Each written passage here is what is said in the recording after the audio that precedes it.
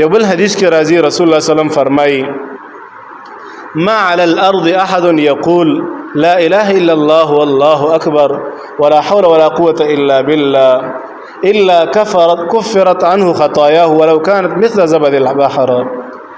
دې مقدس مکه باندې یو انسان نشته دی مگر چې دغه الفاظ وی لا اله الا الله الله اکبر لا حول ولا قوه الا بالله. درې الفاظ انتهایی مختصر لا اله الا الله الله اکبر لا حول ولا قوه الا بالله. الله ټول ګناهونه به معاف کوم ولو كانت مثل زبد البحر اگر که د دریاب د زګ په اندازه ګناهونه دی ولې نه کړی. الله څومره انتهایی اسانه عمل درې کلمات او د انسان ټول ګناهونه په الله معاف کوي.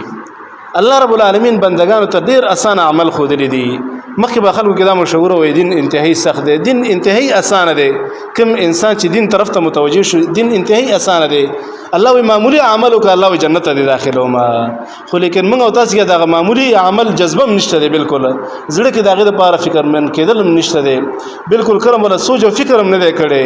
کله موږ او تاسو دې ته توجه نه کړي چې موږ او تاسو په مرګ را روان دي حشر را روان دي آخرت را روان دي قیامت را روان دي د الله سره د الله مخې ته ودرېدل را روان دي حساب کتاب را روان دي.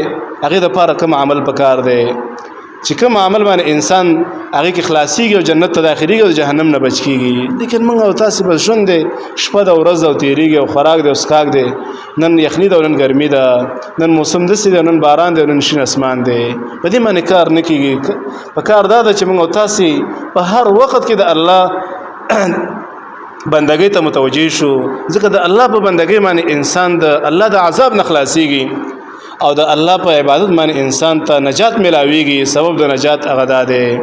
او کوم انسان چې په دنیا کې وخت عمده سي عبث تیر شي اخرت کې په دې باندې به انتهایی فخیمان او خفغان کوي لیکن به انسان ته فایده نه ورکوي. ځکه کار څومره افسوسونه به وي کې به انسان ته دوباره ژوند نشته چې دوباره به راشي دنیا ته او به دا عمل وکړي.